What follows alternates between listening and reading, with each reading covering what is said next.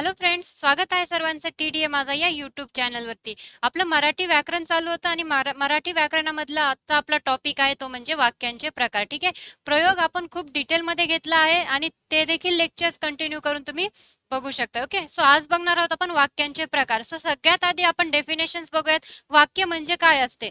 तुम्हाला मी सांगितलं होतं की अक्षरांपासून शब्द बनतात आणि शब्दांना जर योग्य क्रमाने लावलं तर त्याच्यापासून काय क्रिएट होतं, तर वाक्य होतात. मग वाक्याला आपण म्हणू शकतो की अर्थरूप शब्दांचा योग्य क्रम लावल्यानंतर काय तयार होतं, वाक्य तयार होतं. ठीक आहे, मग आता ह्याच वाक्यांचे प्रकार आपल्याला बघायचे आहेत. तर वाक्यांचे जर प्रकार बघितलं तर दोन प्रकारे आपण म्हणू शकतो. एक असतं अर्थावरून पडणारे आणि एक असतं वाक्यात जे विधान दिलेले असतील त्या विधानांवरून ओळखता येतात. सो आता आपण बघूयात वाक्याच्या अर्थावरून पडणारे प्रकार. ठीक आहे, आता अर्थावरून प्रकार याच्यामध्ये आपण म्हणू शकतो विधानार्थी वाक्य आणि विधानार्थी वाक्यामध्येच काय असतं तर होकारार्थी आणि नकारार्थी. ओके, नंतर प्रश्नार्थक वाक्य आणि उद्गारार्थी वाक्य. सो आता हे कशा पद्धतीने ओळखता येतात, त्याचे टाइप्स कसे असतात आणि एक्झाम्पल काय आहेत आपण ते बघूयात. आता विधानार्थी वाक्य, नावावरून तुम्ही ओळखू शकता विधान केलेले वाक्य म्हणजे फक्त काय केलेलं असणार, इथे फक्त विधान केलेले असणार आहे आणि याच्यामध्ये सुरुवात फक्त कर्त्याने होते. जर तुम्हाला सुरुवात कर्त्याने दिसत असेल आणि शेवटी पूर्णविराम दिसत असेल तर तुम्ही डायरेक्ट म्हणायचं कोणतं वाक्य असेल ते विधानार्थी वाक्य असेल. इथे काय सांगितलं, सुरुवात कर्त्याने होते आणि शेवटी काय असतं, पूर्ण विराम असते. सो ते वाक्य कोणते असणार, तर विधानार्थी वाक्य असणार. आता एक एक विधान केलेलं स्टेटमेंट इथं मी देते, ती अभ्यास करते. ती अभ्यास करते. बघा, सुरुवात कर्त्याने आहे आणि शेवटी पूर्णविराम आहे आणि हे फक्त विधान केलेलं आहे म्हणून तुम्ही ओळखू शकता की हे विधानार्थी वाक्य आहे. आणखीन एक्झाम्पल, सचिन पुण्याला गेला. वाक्य कर्त्याने सुरुवात होऊन सचिन पुण्याला गेला, शेवटी पूर्णविराम येते आणि हे फक्त विधान आहे म्हणून याला कोणतं वाक्य म्हणणार, विधानार्थी. आता विधानार्थी वाक्यामध्येच होकारार्थी किंवा होकारदर्शक किंवा नकारार्थी वाक्य. आता कधी कधी प्रश्न असा आलेला आहे, तर होकारार्थी वाक्याला काय म्हणतात. सो होकारार्थी वाक्याला काय म्हणतात, करण रूपी असे म्हणतात. मग नकारार्थी वाक्याला काय म्हणतात, तर अकरण रूपी असे म्हटलं जातं. सो दोन्ही पण नाव तुम्हाला इथे लक्षात ठेवायचे आहेत.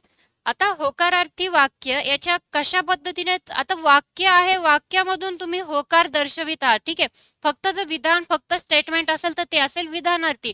पण वाक्यातून जर होकारार्थी म्हणजे पॉझिटिव्ह स्टेटमेंट तुमचं असेल तर तुम्ही काय म्हणणार, होकारार्थी वाक्य. आता याचा एक्झाम्पल आपण घेऊयात. नेहमी खरे बोलावे. नेहमी खरे बोलावे. ठीक आहे, आता याच्यातून होकार होकार दर्शविला जातोय म्हणून नेहमी खरे बोलावे हे कोणतं असणार, होकार दर्शक असणार. मला चहा आवडतो. आता याच्यामधून पण होकार दर्शविला जातो, मला चहा आवडतो. दोन स्टेटमेंट ऐकतील, मला चहा आवडतो, मला चहा आवडत नाही. चहा आवडतो हे वाक्य होकारार्थी, मला चहा आवडत नाही हे कोणतं वाक्य झालं, तर नकार. वाक्यातून काय दर्शविला जातो, होकार आणि नकार. त्याच्यावरून विधानार्थी वाक्य आपण होकारार्थी आहेत की नकारार्थी आहेत हे आपण इथे ओळखू शकतो. ठीक आहे, नेहमी खरे बोलावे, मला चहा आवडतो. आता नकारार्थी वाक्य ऑब्विसली वाक्यात नकार दर्शविला जातो आहे वाक्यातून म्हणून नकारार्थी वाक्य असणार आहे. सेम स्टेटमेंट आपण घेऊयात, मला चहा आवडतो. इथे काय असणार, मला चहा आवडत नाही. कधीही खोटे बोलू नये. कधीही खोटे कधीही खोटे बोलू नये. ठीक आहे, मग आता हे काय असणार, तर नकारार्थी वाक्य असणार. पुढचं आहे प्रश्नार्थक वाक्य. आता प्रश्नार्थक वाक्य ऑब्विसली वाक्यातून प्रश्न विचारलेला असणार आणि शेवटी काय असणार, प्रश्नचिन्ह असणार. त्याच्यावरून तुम्ही जसं आपण इथे बघितलं, सुरुवात कर्त्याने होणार आणि शेवटी पूर्णविराम. इथे वाक्यात काय असणार, तर जो स्टेटमेंट तुमचा निघालेला असेल तो प्रश्न विचारण्यासाठी असेल आणि शेवटी प्रश्नचिन्ह असणार आहे. आता याच्यामध्ये एक्झाम्पल, तू केव्हा परत येशील. तू केव्हा परत येशील. ठीक आहे, शेवटी प्रश्नचिन्ह आहे, तू केव्हा परत येशील आणि वाक्यातून काय केलं आहे, तर प्रश्न विचारलेला आहे. आणखीन एक्झाम्पल, तुला मी कसा विसरेन. तुला मी कसा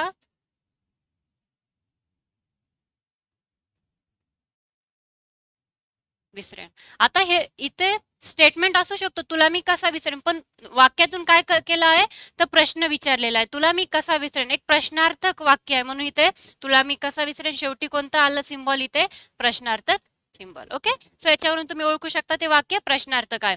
आता उद्गारार्थी वाक्य, जेव्हा वाक्यातून उद्गार काढलेला असतो, जसं आपण वाक्य बघितले होते वेगवेगळे स्टेटमेंट, त्याच्या पुढे उद्गारार्थी चिन्ह असणार. पण आता त्याचाच यूज आपण वाक्यामध्ये करणार आहोत. इथे काय आहे, वाक्यातून उद्गार काढलेला असतो आणि सेकंड थिंग वाक्याच्या शेवटी कोणतं चिन्ह असणार, तर उद्गारार्थी चिन्ह असणार. ओके, सो याच्यावरून आपण ओळखू शकतो. आता काय ही बडबड, एक्झाम्पल, काय ही बडबड. आता हे स्टेटमेंट सिंपल पण झालं, काय ही बडबड असं पण होऊ शकतं, मात्र उद्गारार्थी काढलेला आहे, काय ही बडबड, किती ही बडबड. ओके, सो इथे आपण म्हणू शकतो उद्गारार्थी वाक्य आहे. आणखीन सांगितलं, शी काय हे तुझं अक्षर.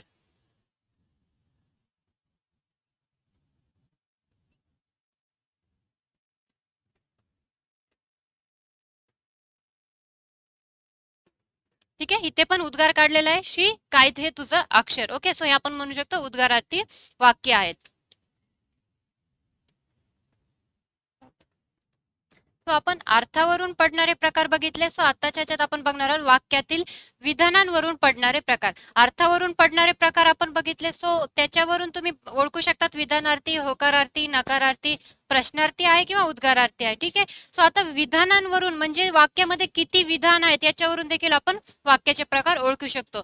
आता विधानांवरून पडणारे प्रकार किती असतात, एक आहे केवल वाक्य, एक संयुक्त वाक्य आणि एक असतो मिश्र वाक्य. ठीक आहे, 3 प्रकारचे वाक्य असतात. केवल वाक्य याच्यामध्ये फक्त वाक्याचा जो उद्देश असणार, सो त्याच्यामध्ये एकच उद्देश मीन्स कर्ता असणार आहे आणि एकच विधेय, विधेय म्हणजे क्रियापद असणार. म्हणजे एक वाक्य सिंपल असणार आहे, एकच कर्ता आणि एकच क्रियापद असणार आहे, त्याला आपण काय म्हणणार, केवल वाक्य. ओके, सो आता याचं एक्झाम्पल आपण घेतलं, प्रिया निबंध लिहिते. प्रिया निबंध लिहिते. बघा, कर्ता एक आहे आणि क्रियापद देखील एक आहे, सो हे कोणतं वाक्य आहे, केवल वाक्य आहे. आणखीन एक्झाम्पल, पूजा पुस्तक वाचते, हे देखील कोणतं असणार, केवल वाक्य असणार आहे. आता तुम्हाला सपोज परीक्षेमध्ये तुम्हाला आता असं वाक्य दिलेले असणार. आता हे बघा, राजूने काठी घेतली, त्याने कुत्र्याला खूप मारले, असं स्टेटमेंट दिलं आहे. म्हणजे वाक्यात कसे आहेत, तर 2 स्टेटमेंट आहेत. आता 2 स्टेटमेंट दिले आहेत, तुम्हाला ह्या वाक्यामधून करायचं आहे केवल वाक्य. मग अशा टाइमला तुम्ही काय करणार, सो आता ह्याच्यामध्ये घेतली आणि मारले असे 2 प्रकारचे क्रियापद दिसत आहेत.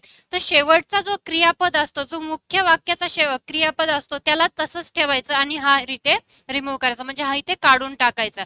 आणि जो आपण म्हणतो ना पहिला क्रियापद असतो, सो त्याला जेव्हा काढणार किंवा त्याला आपण प्रत्यय लावणार, कोणते प्रत्यय, तर त्याला आपण लावायचा ऊन, ऊन, करिता, च किंवा मुळे. आता हे जर याला प्रत्यय लागले पहिल्या क्रियापद, आपल्याला हे असंच ठेवायचंय. दुसरा क्रियापद जे मुख्य क्रियापद असतं ते तसंच ठेवतात. पहिल्या क्रियापदला आपण काय करणार, प्रत्यय लावणार आणि जो स्टेटमेंट आपण बघा कसा क्रिएट होणार इथे. मग आता ह्याचं काय करणार तुम्ही, याचा आन्सर देणार, राजूने काठी घेऊन कुत्र्याला खूप मारले.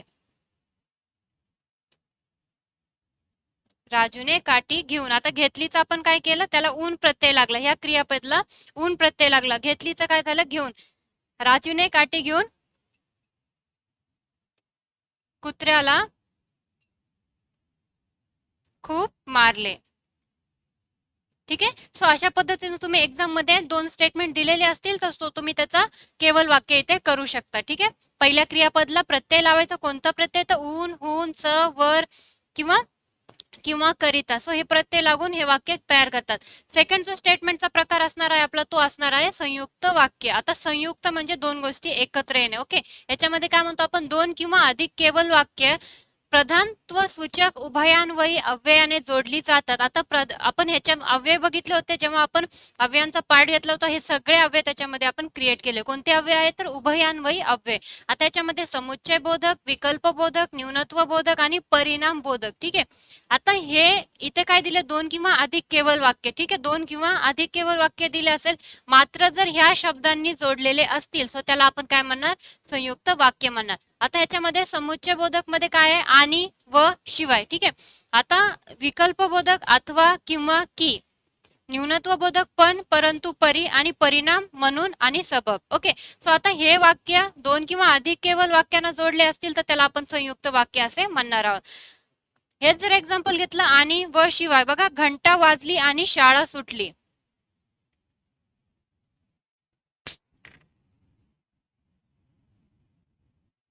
घंटा वाजली आणि शाळा सुटली. बघा इथे आपण कोणतं यूज केलं आहे उभयान्वय अव्यय आणि. ठीक आहे, हे एक वाक्य होतं आणि हे एक वाक्य होतं. त्याला कोणत्या शब्दाने जोडलं आपण, कोणत्या अवयवाने? आणि. मग हे कोणतं वाक्य असणार?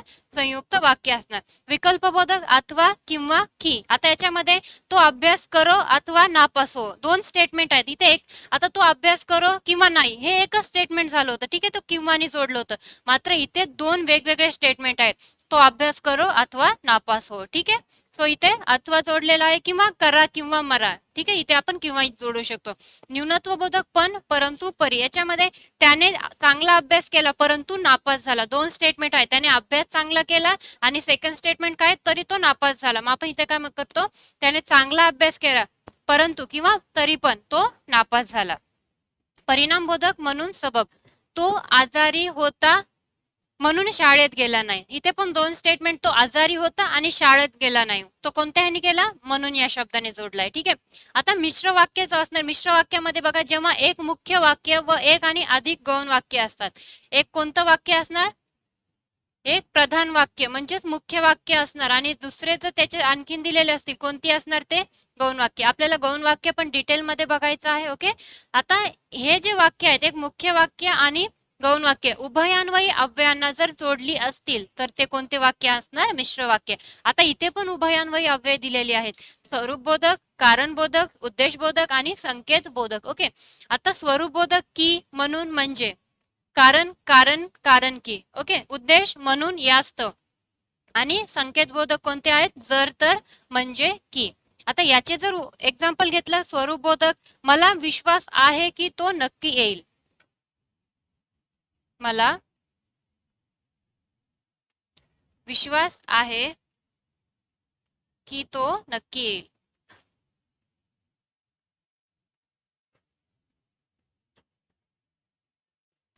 ठीक आहे, सो आपण याचं असं क्रिएट करू शकतो. आता कारण, कारणबोधक, त्याच्यामध्ये कारण, कारण की, का की. तो नापास झाला कारण की त्याने, तो पास झाला कारण की त्याने खूप अभ्यास केला, किंवा तो नापास झाला कारण की त्याने अभ्यास केलाच नाही, असं देखील आपण इथे वाक्य करू शकतो. उद्देशबोधक, आता याच्यामधून परीक्षेत पास व्हावे म्हणून तो दररोज अभ्यास करतो. इथे तुम्हाला एक लक्षात ठेवायचं, कारण इथे पण म्हणून हा शब्द होता, पण तो कोणता होता, परिणामबोधक. परिणाम म्हणजे एका सिच्युएशनचा इफेक्ट दुसऱ्याच ह्याच्यावरती होत असेल. आपण इथे एक्झाम्पल काय घेतलं होतं, तो आजारी होता म्हणून शाळेत गेला नाही. हे परिणाम म्हणजे एका वाक्याचा दुसऱ्या ह्याच्यावरती इम्पॅक्ट होत आहे. आजारी होता म्हणून शाळेत गेला नाही. आता इथे उद्देश म्हणून म्हणून हा शब्द यूज केला आहे. सो इथे काय म्हणू शकतो आपण, परीक्षेत पास व्हावे म्हणून अभ्यास करावे. ठीक आहे, मग इथे उद्देश वेगळा आहे आणि ते परिणाम म्हणून हा शब्द येतो. आणि संकेतबोधक, जर, तर, म्हणजे की. जर अभ्यास केला तर पास होशील. सो इथे जर अभ्यास केला तर पास होशील, म्हणून आपण जर, तर इथे यूज केला आहे. सो अशा ह्याने तुम्ही वाक्य ओळखू शकतात की ते नेमकं कोणत्या प्रकारचे आहेत. आता इथे तुम्हाला काही मी ट्रिक सांगते आहे, म्हणजे तुम्ही वाक्य कशा पद्धतीचे आहे किंवा कोणत्या ह्याच्यात दिलं आहे आणि त्याच्यातून कोणतं वाक्य करायचं आहे हे मी इथे तुम्हाला सांगते. तर इथे आपण काही इम्पॉर्टंट स्टेटमेंट्स बघणार आहोत. आता म्हणजे कधी कधी परीक्षेमध्ये काय होतं की कन्फ्युजिंग करणारे स्टेटमेंट्स दिले असतात आणि त्याच्यातून आपल्याला आन्सर जे काढायचं आपण ते न काढता दुसरंच काहीतरी आन्सर करतो. सो इथे काही कन्फ्युजिंग स्टेटमेंट मी देते, सो ते तुम्ही इथे बघून घ्या. आता इथे नकारार्थी आणि विधानार्थी वाक्य याच्यातील आपल्याला फरक ओळखायचा आहे. हे जे स्टेटमेंट आहे, मला गोड आवडत नाही आणि आज पाऊस येणार नाही. आता हे स्टेटमेंट तुमच्या समोर आहेत, मग तुम्ही काय आन्सर करणार, मला गोड आवडत नाही, आज पाऊस येणार नाही. मग इथे तुम्हाला वाटेल की इथे पण नाही शब्द आहे आणि इथे पण नाही, मग हे नकारार्थी शब्द असणार आहेत. पण तसं नसतं, कारण की आपण आधीच म्हणलो नकारार्थी वाक्य काय, तर वाक्यातून आपण नकार दर्शवितो तेव्हाच ते वाक्य नकारार्थी असते. याच्यामध्ये क्रिया करण्यास नकार देण्यासाठी वापरलेला शब्द हा नाही आहे, म्हणून मला गोड आवडत नाही हे वाक्य कोणतं आहे, नकारार्थी. पण इथे बघा, आज पाऊस येणार नाही, एखाद्या घटनेची वस्तुनिष्ठ माहिती सांगताना वाक्यात नकारदर्शक शब्द वापरला जातो तेव्हा तो कोणता असतो? विधानार्थी वाक्य असणार आहे. इथे डायरेक्टली स्टेटमेंट आहे, नकार दर्शविला आहे, मला गोड आवडत नाही म्हणून हे नकारार्थी वाक्य. पण इथे काय केलं आहे? एखाद्या घटनेची वस्तुनिष्ठ माहिती सांगितली आहे, म्हणजे इथे कल्पना आज पाऊस येणार नाही, ठीक आहे, म्हणून हे वाक्य कोणतं असणार? विधानार्थी. सपोज तुमच्या समोर असे स्टेटमेंट येतील, सो वाक्यांना नीट बघा की त्याच्यातून नकार दर्शविला आहे की ते वस्तुनिष्ठ माहिती सांगितली आहे, त्याच्यावरून तुम्ही वाक्य ओळखू शकता. आता इथे मी काही वाक्य दिले आहेत, त्याच्यावरून आपण ओळखूयात ते कोणत्या प्रकारचे आहेत. ज्याचे करावे भले तो म्हणतो माझेच खरे. आता याच्यामध्ये बघा, जर तर किंवा जेव्हा केव्हा जितका तितका ज्याने त्याने जो तो हा जो शब्द वापरतो आपण त्याला कोणता म्हणतो आपण? तर मिश्र वाक्य, ठीक आहे. पण उभयान्वयी अव्ययाने जोडलेले असतात. जो तो, आता ज्याचे करावे भले तो म्हणतो, इथे तो आहे आणि इथे जो आहे, पण वाक्य तर तोच निघतो, म्हणून इथे कोणतं असणार? हे मिश्र वाक्य, ठीक आहे. जसा आला तसा गेला. आता इथे जे स्टेटमेंट दिलं आहे, जसा आला तसा गेला, जसा तसा, सो हे पण वाक्य आपण म्हणू शकतो मिश्र वाक्य आहे, ठीक आहे. पण कोणतं? उभयान्वयी अव्ययाने जोडलेले. मात्र हे शब्द असे असतात. पण इथे एक स्टेटमेंट असं सांगायचं आहे की जो स्टार्टिंगचा स्टेटमेंट असतो किंवा जो सुरुवातीला यूज केला असतो तो गौण वाक्याचा शब्द असतो, ठीक आहे. म्हणून हे मिश्र वाक्य तर आहेच, मात्र हे आपण म्हणतो ना गौण वाक्य स्टार्टिंगला असणार आहे, म्हणून हे ज्याचे जो तो ज्याने त्याने जेव्हा तेव्हा जितका तितका जसा तसा हे वाक्य कसे असणार? मिश्र वाक्यच असणार, मात्र हे त्याचं पहिलं वाक्य कोणतं असणार? गौण असणार. ओके, मी जाईन नाही तर जाणार नाही. आता हे बघा कोणतं वाक्य आहे? मी जाईन नाही तर नाही जाणार. आपण याला काय म्हणतो? अथवा किंवा नाहीतर या अव्ययांनी जोडलेले असतात त्या वाक्याला आपण काय म्हणतो? विकल्प बोधक. मी जाईन नाही तर नाही जाणार, मी जाईल अथवा जाणार नाही. इथे अथवा पण आपण यूज करतो, म्हणून हे वाक्य कोणतं असणार? विकल्प बोधक.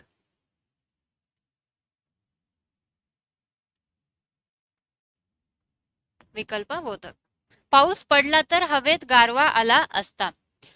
वाक्यावरून कळू शकतं आपल्याला बघा, पाऊस पडला तर हवेत गारवा आला असता, म्हणजे आपण काय करतो? संकेत दाखवत आहोत. आता इथे जर लावायचीच गरज नाही, वाक्य मात्र वाक्याचा अर्थ इथे तो, जर पाऊस पडला तर हवेत गारवा आला असता, किंवा इथे जर जरी नाही लावला तर पाऊस पडला तर हवेत गारवा आला असता, मग हे वाक्य कोणतं असणार?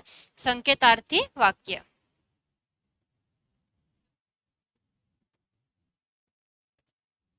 संकेतार्थी वाक्य. ओके, सो अशा प्रकारे तुम्ही वाक्य ओळखू शकता. हे फक्त अर्थावरून पडणारे आणि वाक्यातील विधानांवरून वाक्य ओळखले आहेत.